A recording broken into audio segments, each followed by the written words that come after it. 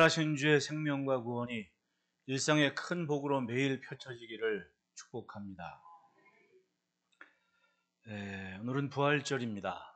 오늘은 제가 준비한 원고도 있지만은 특별히 이 우리나라의 역사의 부활절이 어떤 의미가 있었는가 한 번은 좀 생각할 필요가 있지 않나라는 생각을 합니다.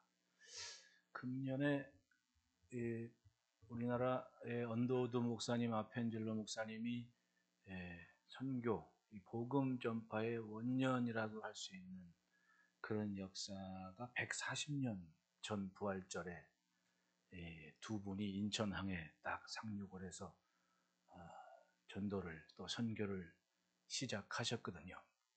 그게 사실은 이 언더우드 목사님은 장로교 선교사였고 미국, 아펜젤로 목사님은 감리교 선교사님이었고 이 두 분이 일본까지 왔다가 못 오고 있었습니다. 왜냐하면 그 직전에 이 한반도 조선 땅에 어떤 일이었습니까? 그 이전에 천주교 박해에서부터 나라가 굉장히 시끄러웠고 예수 얘기만 하도 죽어나가는 일들이 많았거든요. 저희 증조 할아버님도 아마 그때 순교하셔가지고 그 해미 일대 그 땅인지 뭔지 뭐 다 그냥 뭐 그때는 모습들도 많았는데 이 할아버지가 예수를 믿고 변화를 받으셔가지고 성경을 읽으신 다음에 은혜를 받아가지고 그 노비 문서들을 착한 노비들한테 다 나눠주고 자유라고 그리고 땅도 떼주고 가서 농사 먹고 살으라고 다 이렇게 막 내보내니까 문중에서 저놈이 미쳤다고 그래가지고 문중에서 난리가 나고 뭐 그런 얘기를 들었어요. 그러니까 대단하신 분이었고 아마 그런 분이 있었기 때문에 나중에 저도 40살 넘어서 알게 된 일이어가지고 참 그래서 이 선친들이 그런 흔적을 가졌기 때문에 이러고 저러고 내가 무난하게 복된 삶을 사는구나라는 생각을 한 적이 있었습니다. 그러니까 사실상 이 천주교에서 예수를 전하면서 엄청난 박해를 받았습니다. 그래서 양화진 그 절두산에 있는 그 흥선대원군이 그냥 다 죽였잖아요. 목 잘라가지고. 그래서 절두산 아닙니까? 목장주일에 거기다 한번 갔다 와보십시오. 눈물 납니다. 눈물 나. 그러니까 이러지도 못하고 저러지도 못하고 이 두 분은 일본에서 머물러가지고 이거 어떻게 하나 눈치만 보고 있던 때에 연락이 온 겁니다. 광해원이 개설이 된다. 그 광해원이 뭐냐? 후에 제중원이 되죠. 그래서 연세대 세브란스 병원 전신, 연세대학교 전신 아닙니까? 그러니까 언더우드 목사님은 학교를 이제 연세대 전신 그 광해원하고 그 거기서부터 시작돼서 연세대학교가 이제 뿌리가 됐고 아펜젤로 목사님은 배제학당 그 배제학당에서 뭐 서재필 뭐 이승만이니 뭐니 그 대다수의 그 젊은 청년들이 공부를 했잖아요. 영어도 배우고 굉장히 큰일을 한 겁니다. 감리교의 뿌리에서 한 역할의 뿌리는 거기죠. 그러니까 목장주일협은 저 시청 앞에서 덕수궁 대한문 들어가가지고 쫙 고종 황제 있었던 흔적 따라 고종 황제길 돌아가지고 담장 넘어 정동길을 한번 쭉 한번 내려가 보십시오. 거기에 보면 보구여관, 배제학당 뭐 이렇게 쭉 있어요. 그게 사실 우리나라 근대화의 흔적들 아닙니까? 자녀들 한번 걸어볼 의미가 있다고 저는 생각을 해요. 보구여관을 왜 만드냐 하면 광해원을 만들어 가지고 의술을 펼치는데 우리나라 여인들은 그때까지 이름이 없었잖아요. 남녀간의 내외가 있어가지고 함부로 남정네하고 만나지를 못합니다. 진료가 안 되는 겁니다. 그러니까 어떻게 돼요? 알렌 선교사님이 막 미국에 편지해가지고는 여자 의료 선교사를 보여달라. 그리고 여자 의료 선교가 와가지고 만든 게 보구여관인 거예요. 여성 진료 우리나라 최초의 여성 진료 시설이죠. 제가 왜 이런 얘기를 하냐면 그때 당시에 국가의 뭐 등용문이랄지 뭐 이런 게 사실은 서당을 통해서 공부한 사람들이 과거 보고 하지 않았습니까? 근데 과거제가 1894년에 폐지가 돼요. 그 어간에 무슨 일이 있었습니까? 갑진정변, 가보경장 뭐 이런 얘기가 있는데 제가 학교에서 가르쳐주지 않은 얘기를 지금 하고 있는 거예요. 그때 당시에 알렌 선교사님은 처음엔 우리나라 선교사로 파송된 의료 선교사가 아니었습니다. 중국으로 파송이 된 거예요. 청나라 당시에는. 근데 1883년에 이 알렌 선교사님이 중국에 딱 가서 뭘 좀 하려고 그러면 청나라 관리들이 그렇게 방해를 하고 막 싸움 걸고 지들끼리 싸우고 난리가 나가지고 알렌 선교사님이 무슨 때문에 못해 먹겠다고 딴 데로 가겠다고 막 화가 나는 겁니다. 아이 여기 이 나라는 도저히 못해 먹겠다고. 그게 북장로교에서 파송한 그분이 의료 선교사였습니다. 여기서 안 하겠다고. 그리고 근데 옆에 친구가 1882년에 미국하고 조선하고 상호 무역 수호 조약을 맺습니다. 그러니까 이 친구가 당신 그러지 말고 조선이라는 곳에 한번 가보는 게 어떻겠냐. 그래 여기만 아니면 돼. 그리고 온 거예요. 와서 딱 한번 둘러보니까 괜찮거든요. 좋아요. 백성도 착하고 뭐 가볼만 해. 그러니까 얼른 중국 가가지고 자기 가족들 데리고 들어온 겁니다. 그게 1884년이에요. 그분 들어오고 3개월에 무슨 일이 벌어졌냐면 갑신정년이 벌어집니다. 그리고 그때 우정국의 개회식에서 당시에 실세가 누구였습니까? 민씨일가였잖아요. 명성황후의 조카가 민영이기인데 이분이 친청 개화파였습니다. 막 어수선하고 막 시끄러우니까 우리가 좀 변해야 된다, 바꿔야 된다, 신문물을 받아들여야 된다, 막 정신이 없었거든요. 근데 급진개화파 중에 뭐 김옥균도 사실은 처음에 민영이하고 같이 일했던 사람인데 이러고 저러고 좀 노선이 달라지고 하니까 우정국 개최식에서 왕족 중에 하나인 이왕규라는 사람이 이 급진개화파에 있었거든요. 김옥균 뭐 이렇게 같이. 이 사람들이 그 민혁익을 테러를 한 거예요. 칼로 기록에 따르면 왕규라는 왕족이 칼로 7번을 내리쳤다고 얘기를 해요. 찔렀던지 내렸던지. 그러니까 뭐 머리가 함몰되고 7군데 다 찢어가지고 칼 찌른 그 같이 있던 무리들한테는 이 사람은 죽었다 이제. 그리고 안심하고 돌아갔다고 얘기를 해요. 아니 보낸 겁니다. 자기 뭔가 좀 방해가 되고 그 다음에 좀 권력을 뭐 하여튼 여러 가지 그 대표적인 사람이 민혁이인데 그 사람을 그렇게 해버린 겁니다. 근데 그 자리에 누가 있었냐 하면 미국 공사한 사람하고 독일 공사가 있었어요. 그러니까 이 두 사람이 뭘 하고 있냐면 여기에 지금 신식 의료 구술을 가진 의사가 들어와 있다. 고종한테 그 얘기를 한 겁니다. 그래 누구냐? 알렌이다. 그 사람을 데려와라. 알렌이라는 의사가 그 명성황후의 조카인 민혁이를 데려다가 치료를 하는데 죽은 줄 아는 사람이 7개월인가 살아난 거예요. 고종왕조가 탐복을 해가지고 뭐든지 얘기하라고 다 들어줄 거라고. 그러니까 이 알렌 교사님이 내게 광해원을 개설하게 해달라.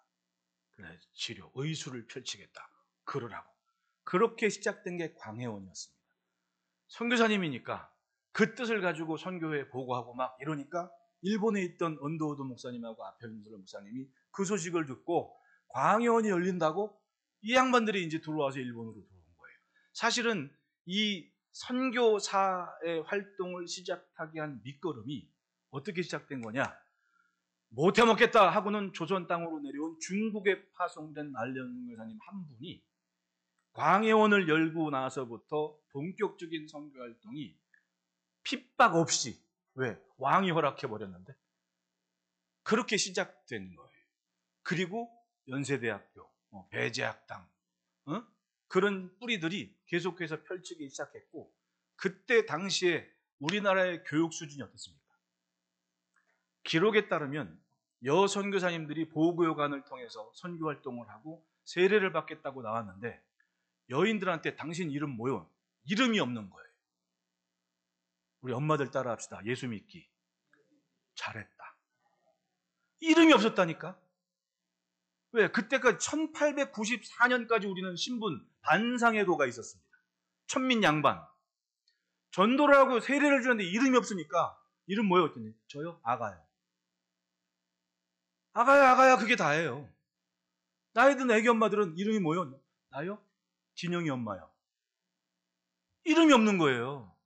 그러니까 이분들이 고민하다가 당신은 앞으로 이름을 환란이라고 합시다. 헬렌. 그걸 우리식으로 부른 거야. 마리아. 응?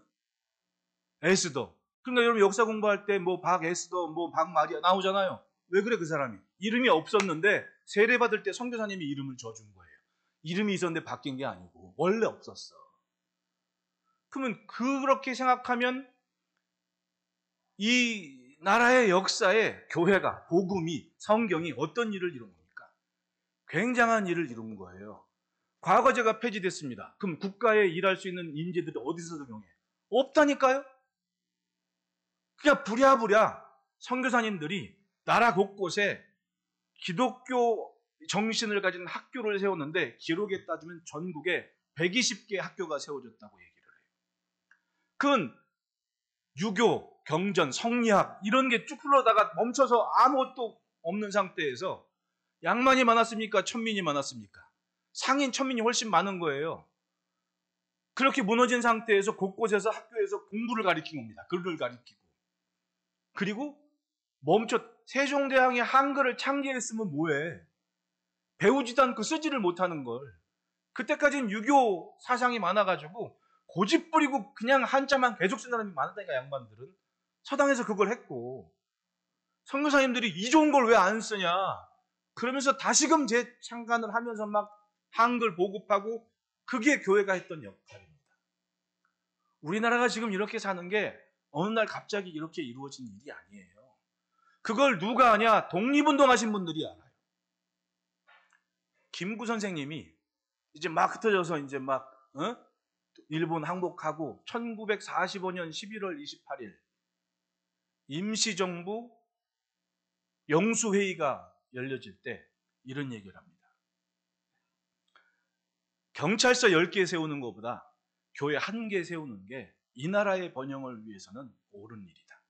이 나라는 성서 위에서 새롭게 건립돼야 된다라고 얘기를 해요. 봤거든. 1884년 이후로 한반도에 어떤 일이 벌어졌는지 봤거든. 병원 세우지, 학교 세우지. 아니, 없던 학교 120개가 갑자기 생겼으니까, 선교사님들이. 그러니까 안 거예요. 본인도 우리 학생들 갔다 왔죠. 소주 땅에서, 항주에서 죽을 뻔했는데 선교사님이 자기 옷 입히고 선교사님 부인 자기 남편인 척 해가지고 선교사님은 운전기사로 변정하고 운전해가지고 빼돌렸습니다. 그 은혜를 못 잊는 겁니다. 조선 땅에 벌어지는 일을 잊지를 못하니까 딱 와서는 하는 말이 성서 위에 새롭게 나라를 세우자. 경찰서 10개 세우는 것보다 교회 하나 세우자. 그때 있었던 김규식 선생님은 그리스도의 반석 위에 나라를 새롭게 세워야 된다. 임시정부 영수회의에서 있었던 일입니다. 환영회의에서. 근데 학교에서는 그걸 안 가르쳐요. 신기하죠. 우리나라에서 부활절은 그런 의미를 가진 날입니다. 그렇게 시작돼서 학교건 병원이건 나라가 굉장히 새롭게 달라지는 거예요. 우리는 애국심을 고취하기 위한 역사 교육을 받았습니다. 그러니까 일본 그러면 지금도 이 부득부득 갈리는 본성이 왜 없습니까? 근데 다 그랬어요, 여러분? 오늘 한번 돌아가셔서 갖고 계신 역사와 관련된 한번 쭉 조사해 보십시오. 얼마 전에 유튜브에도 나오더라고.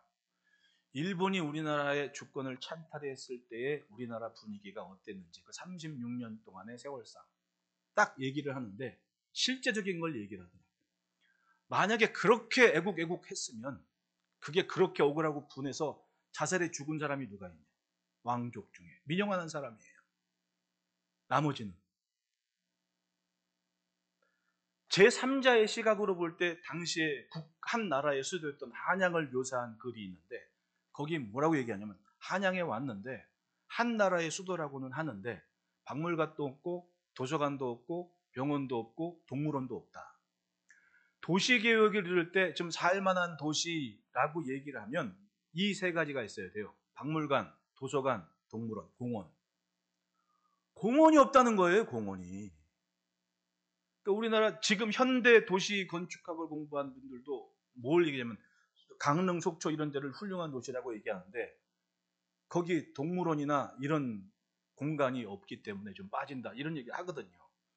그런데 일본이 딱 와가지고 저도 그걸 배웠거든요. 그렇게 배웠거든요. 한 나라의 왕의 궁을 동물원으로 만들었다. 선생님이 꼭 그렇게 얘기해요. 일본 놈들이 이렇게 얘기한다. 그러니까 분하고 억울합니다. 그러니까 당연히 부들부들 가는데 다 그랬냐? 그때 당시에 막 공부를 시작하고 새로운 문화를 접하는 평범한 천민들은 좋았을까요? 안 좋았을까요? 이게 좋아지거든. 그리고 그때 당시에 2천만 중에 왕족이건 귀족이건 그 양반이건 하는 이외의 사람들은 저 네덜란드 귀족 자제가 와가지고는 부산에서 상륙해서 본 얘기가 그거 아닙니까? 일본 사람이 총을 들고 행진하는데 농사 짓는 사람들은 멀뚱멀뚱 바라보고 자기 일만 하더라고. 가서 물었대. 왜 그러냐고. 보쇼. 내가 농사를 지어서 왕이 뺏어가지, 관리가 뺏어가지, 이방이 뺏어가지, 형방이 뺏어가지, 도족대가 뺏어가지. 남는 게 없어. 누가 온들 뭔 상관이요. 저놈들보단 나을 거 아니요. 일본 군인들을 자기네 관리놈들보다 낫다는 얘기를 하고 있는 겁니다. 깜짝 놀란 거예요. 그리고 나라는 술로동 빼앗겨. 팔아먹은 거 아니에요, 나라를. 몇몇 사람들이. 그래서 분노하는 거 아니에요. 그 분노는 사실은 일본을 향한 분노보다도 팔아먹은 놈들에 대한 분노가 더 큰 겁니다. 그 외의 사람들은 이악 물고 사는데 갑자기 공간들이 생기고 동물원이 생기고 도서관이 생기고 뭐가 생기고 이거 살만한 세상이 돼버리네. 그걸 부인할 수 있겠냐고요. 그게 우리나라 역사에 속된 말 우라통 터지는 현실 아닙니까? 근데 그 어간에 사람들에게 민족의식과 애국과 미래에 대한 뿌리를 심어준 게 교회의 교육이었고 선교사님들의 활동이었던 거예요. 이걸 부인하면 안 됩니다. 이것이 1885년 부활절부터 시작된 우리나라의 역사에 있는 부활절의 의미여야 돼요. 성경에서만 찾는 의미가 아니라 우리나라 역사에 있는 부활절은 그런 의미 있는 일을 가지고 왔던 겁니다. 그것도 찾아보면 신기합니다. 저 중국 땅에 파송된 선교사가 쌈질하다가 지쳐가지고 못 해먹겠다. 그 딴 데로 간다고. 그런데 그 사람이 하필이면 여기에 온 겁니다. 그 전까지는 정말 예수 얘기만 피비린내 나는 땅이었는데 와가지고는 왕의 조카 하나 치료한 것 이후 하나로 광야원 만들고 그것 때문에 못 돌았던 선교사 두 사람 들어오고 급격하게 갑자기 학교가 120개 생겨버리고 나라가 변하니까 엄청나게 후원을 하는 거예요. 제 선배가 3년 선배가 언제 한번 3년 선배가 곽안련의 사상과 삶이라는 논문을 썼어요. 근데 이분이 그러니까 알렌 선교사님인데 우리나라식으로 이름을 알련이라고 바꾼 거예요. 근데 이분이 왜 선교사로서의 주목을 못 받았냐 하면 와가지고는 그렇게 병원 세우고 학교 세우고 그리고 미국과의 관계에 탁월한 교량 역할을 하고 고종이 미국 공사인데 당신 우리나라에서 벼슬 줄게 하면서 대외적인 일을 할 수 있도록 막 배려를 하고 부려먹으니까 선교 활동보다도 그런 정치적인 일이나 관리로서의 역할이 더 많았기 때문에 그 어간에 천민이었던 사람이 박성춘이라는 사람이 있는데 1864년생입니다. 이 사람이 백정에서 나면서부터. 그러면 그 사람이 20살 넘고 막 이렇게 될 때 만난 게 이제 갑심정변이니 1884년도로 산 예전에 제중원이라는 드라마 하나 있었잖아요. 거기서 이제 박서양이라는 인물이 나오는데 이름이 원래 본명이 박봉출. 우리나라 최초의 그 제중원에서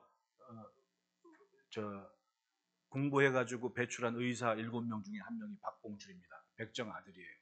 이 친구가 이렇게 놀다가 무어 선교사님을 만나가지고 교회를 다니기 시작한 겁니다. 엄청나게 반대를 하고 핍박받았죠. 백정 아들인데 근데 막 하는데 콜레라가 돌아가지고 사람이 다 죽어나가가지고 백정들은 치료도 못 받고 그 드라마에서도 보잖아요.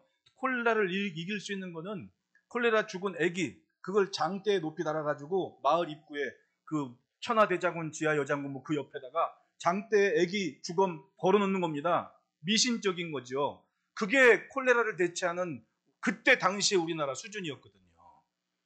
근데 이 박봉출이 선교사님 찾아가가지고 우리 아버지 좀 살려달라고 눈물로 호소하니까 무어 선교사님이 자기 동료인 에머슨이라는 의료 선교사 그때 당시에 에머슨 의료 선교사는 제중원 소속으로 일주일에 한 번씩 궁궐에 들어가서 고종 황제를 진료하는 사람이었습니다. 근데 무어 선교사가 자기 그 친구 그 에머슨 선교사님 데리고 박봉추를 찾아간 겁니다. 백정들이 사는 마을에 양이 들어간 겁니다. 에? 그리고 나서는 그 박성춘을 딱 앉혀놓고 치료하는데 죽을 줄 알았던 자기를 왕을 어루만지는 손을 가진 의사가 자기 몸을 만지면서 치료를 해준 거예요. 이 사람이 여기에 탐복해가지고 자기 아들한테 너 계속 교회 가. 그리고 성교사님 찾아가서 내 아들 좀 맡아달라고. 백정으로 사는 내 아들이 무슨 미래가 있겠냐고. 당신 내 아들을 맡아달라고. 그래서 그 박봉출이 의료 공부를 시작하게 된 겁니다. 그런데 나중에 이 박성춘이라는 사람이 어떤 일을 벌이냐면 지금의 승동교회죠. 선교사님 이렇게 막 복음을 전하니까 여러분 천민들이 예수를 많이 믿었겠어요? 양반들이 많이 믿었겠어요? 당연한 거지. 우리 조금 있으면 대통령 선거하는데 우리나라 최초의 선거가 어떻게 이루어지지 아십니까? 국민 투표라 그러죠. 그걸 누가 가르친 거예요?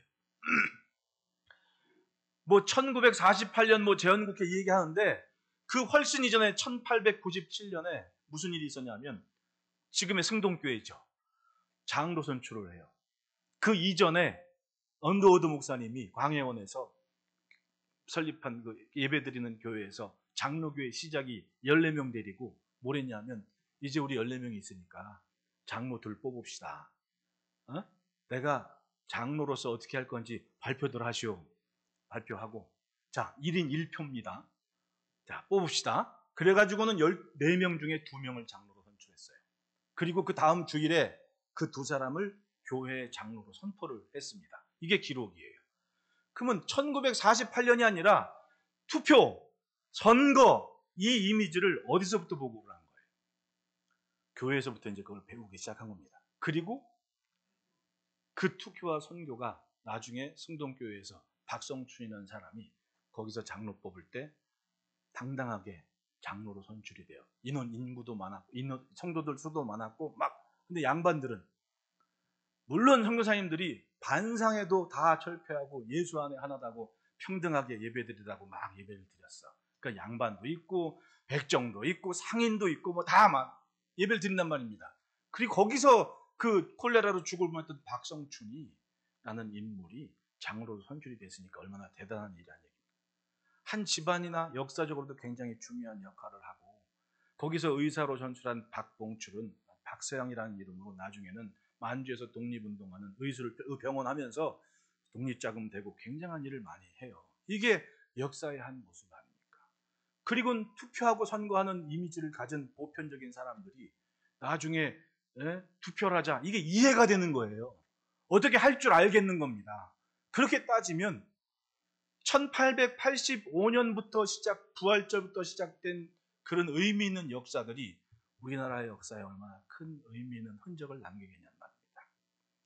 오늘 본문에 예수님이 누웠던 무덤 앞에 큰 돌이 가로막혀 있었다고 얘기를 해요. 그리고 막달라 마리아나 세베대, 살로메나 다른 마리아나 무슨 걱정합니까? 예수님 향품에 왜냐하면 자 보세요. 우리가 성찬 기도회 하면서 일주일 동안 예수님의 마지막 일주일을 살펴봤는데 목요일 밤 겟세마네 동산에서부터 예수님 십자가의 죽으심까지가 일이 이게 정의로웠습니까? 공정했습니까? 아니거든요. 한밤중에 모여가지고 잡아간 다음에 대제사장에 따라서 자기들끼리 막 수덕수덕 대면서 막 이렇게 저렇게 하면서 이거 빌라도의 법정을 데려가야 된다고 그게 밤새도록 이어지는 거예요.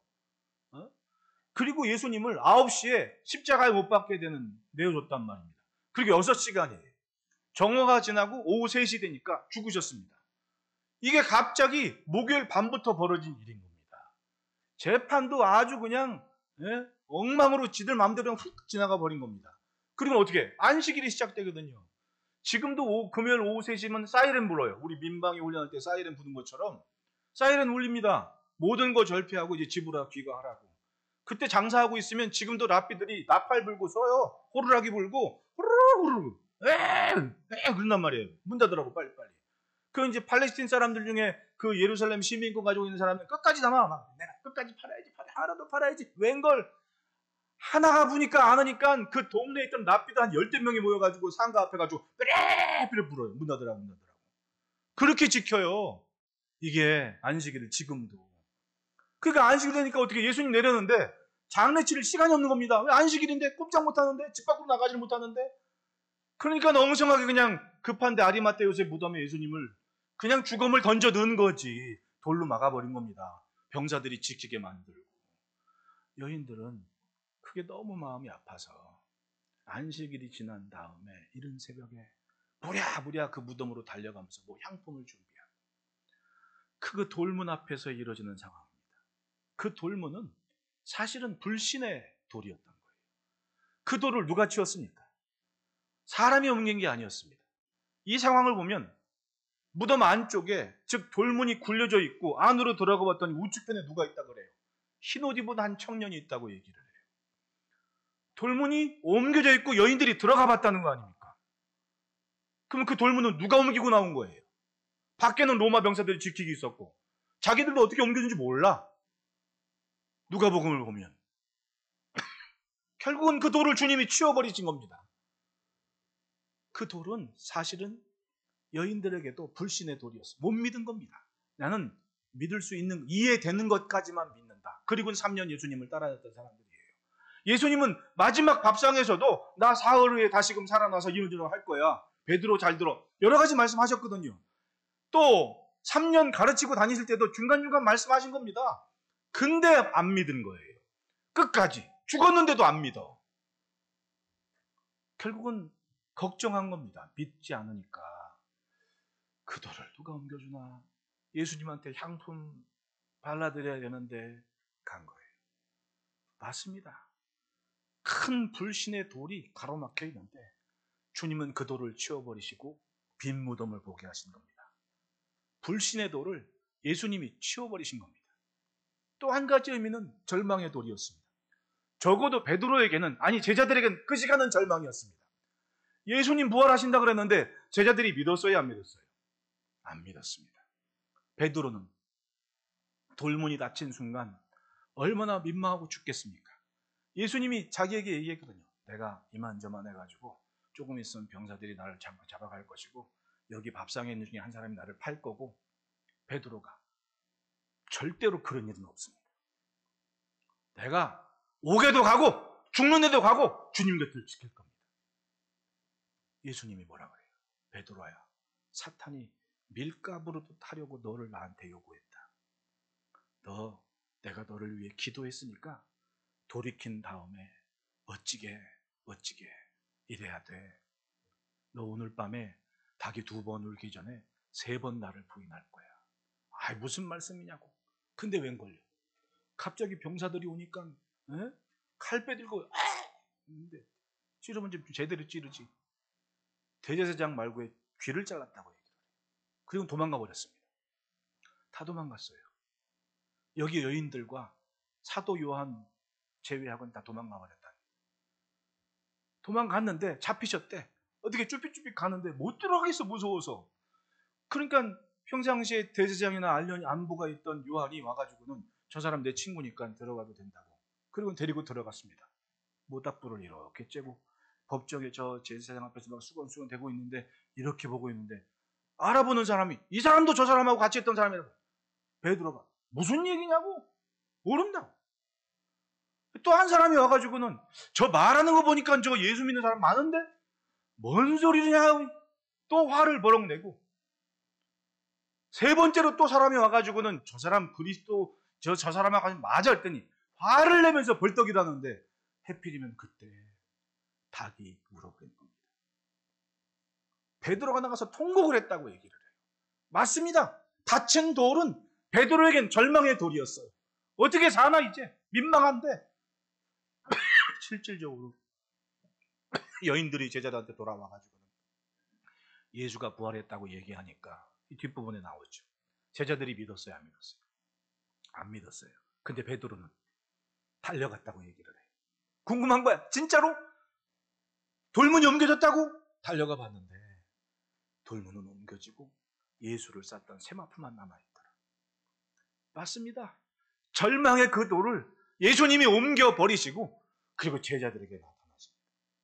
그래서 셋째로는 제자들의 완악한 돌을, 그 돌은 그 막힌 큰 돌은 제자들의 완악함이었던 거예요.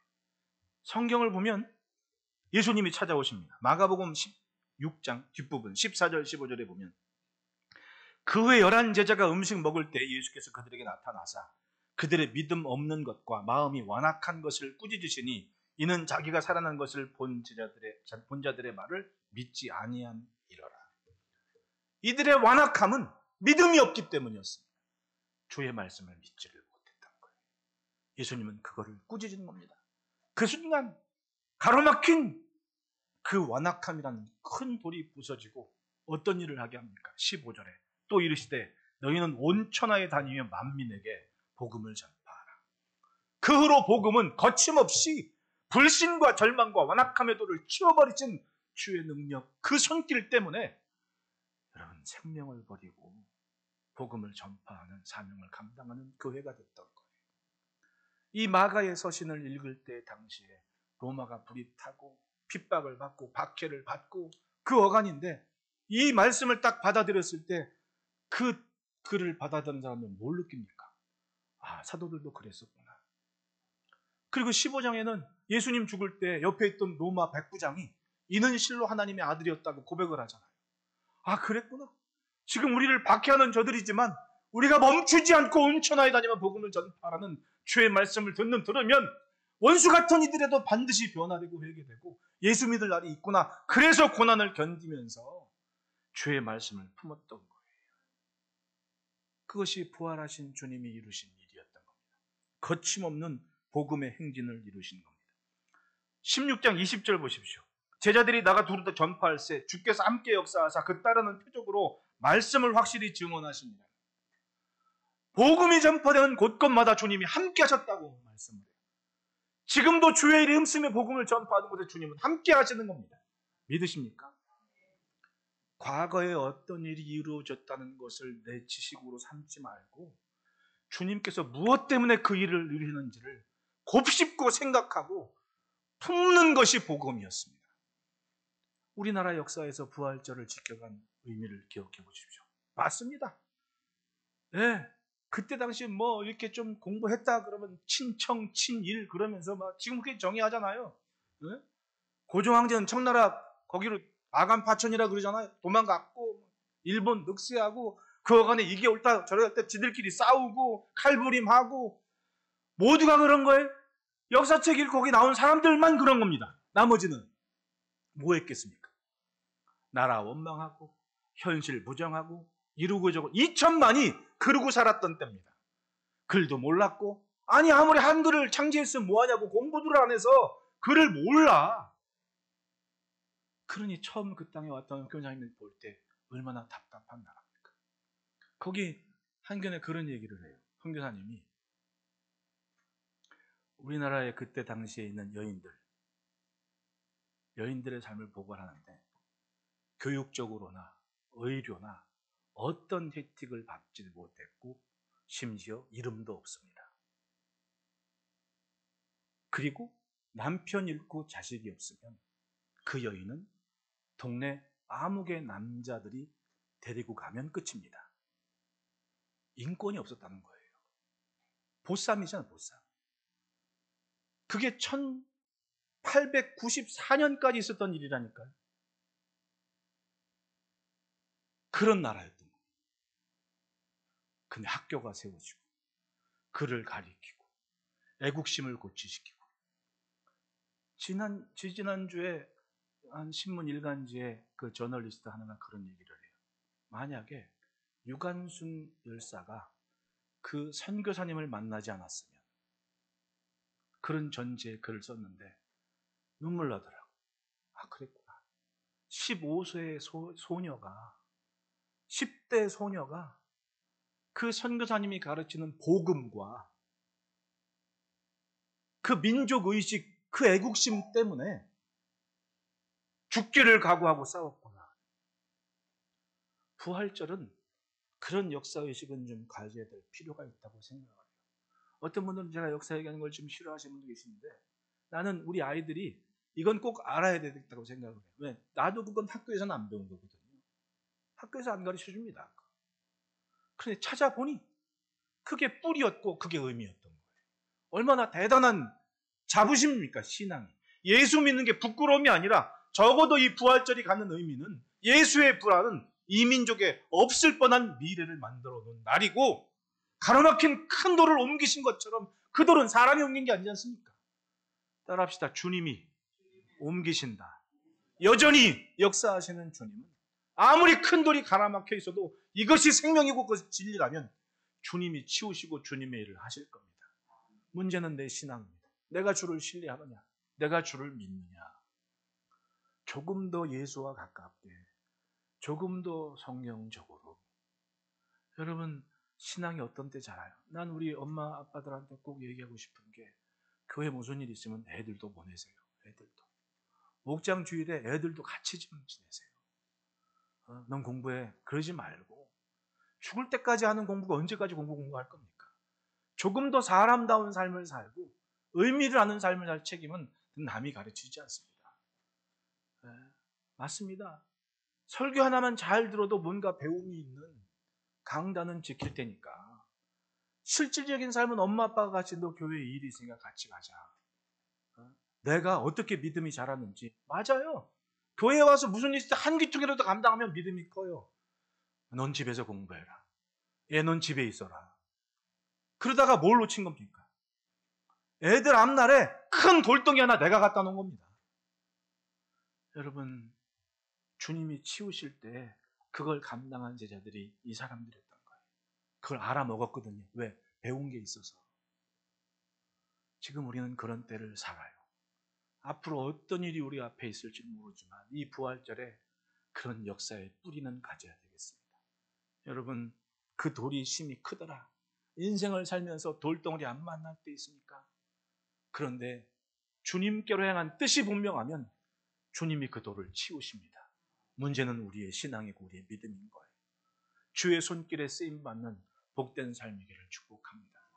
우리 성찬식 합시다.